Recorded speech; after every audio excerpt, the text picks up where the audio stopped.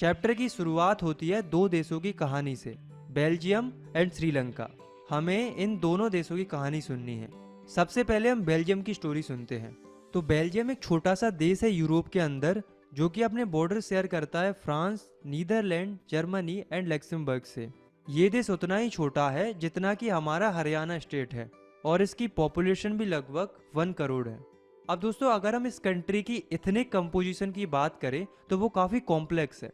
जैसे कि आप इस बेल्जियम के मैप को देखो, तो टोटल पॉपुलेशन में से 59% लोग फ्लेमिश रीजन में रहते हैं और वो डच लैंग्वेज बोलते हैं, और 40% जो लोग हैं वो वेलोनिया रीजन में रहते हैं जो कि फ्रेंच लैंग्वेज बोलते हैं, और जो बचे हुए 1% लोग हैं वो जर्मन लैंग्वेज बोलते हैं।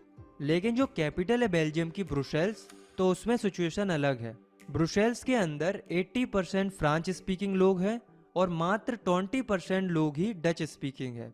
यानी कि पूरी कंट्री में मेजॉरिटी डच स्पीकिंग लोगों की है, लेकिन वहीं पर्टिकुलर कैपिटल के अंदर मेजॉरिटी फ्रांच स्पीकिंग लोगों की है।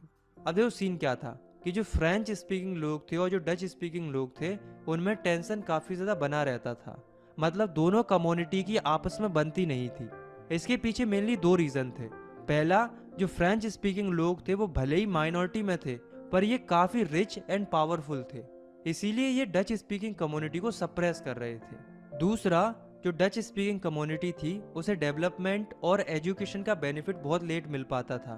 कहने का मतलब ये है कि इनको ज़्यादा एडवांटेजेस मिल रहे थे, इनको कम एडवांटेजेस मिल रहे थे, जिस वजह से 1950s से लेकर 1960s तक दोनों कम्युनिटीज़ के बीच में टेंशन काफ़ी ज़्यादा बढ़ गया था। और जो कैपिटल थी ब्रुसेल्स, उसमें तो सिचुएशन और भी ज़्यादा खराब हो गई थी। एकोमोडेशन इन बेल्जियम, ये सब देखकर बेल्जियम की गवर्नमेंट थोड़ी समझदारी दिखाती है। वो क्या करती है, 1970 से 1993 के बीच में अपने कॉन्स्टिट्यूशन में 4 बार बदलाव लाती है और कई सारे चेंजेस करती है कॉन्स्टिट्यूशन में, ताकि सभी लोग एक ही कंट्री में एक साथ खुशी खुशी रह पाए। तो आइए जानते हैं कि बेल्जियम का नया मॉडल कैसा था, यानी कि बेल्जियम के कॉन्स्टिट्यूशन में क्या क्या चेंजेस लाए गए थे। तो पहला चेंज ये लाया गया था कि जो सेंट्रल गवर्नमेंट होगी बेल्जियम की, उसमें फ्रेंच स्पीकिंग मेंबर्स और डच स्पीकिंग मेंबर्स दोनों इक्वल नंबर्स में होंगे, मतलब बराबर होंगे। और जो भी लॉ पास किया जाएगा वो तब पास किया जाएगा जब हर एक ग्रुप के मेजॉरिटी ऑफ मेंबर्स उस लॉ के फेवर में हों। दूसरा चेंज था, सेंट्रल गवर्नमेंट की कई सारी पावर्स स्टेट गवर्नमेंट को भी दे दी जाती हैं। मतलब स्टेट गवर्नमेंट्स के पास भी अपनी खुद की पावर्स होगी।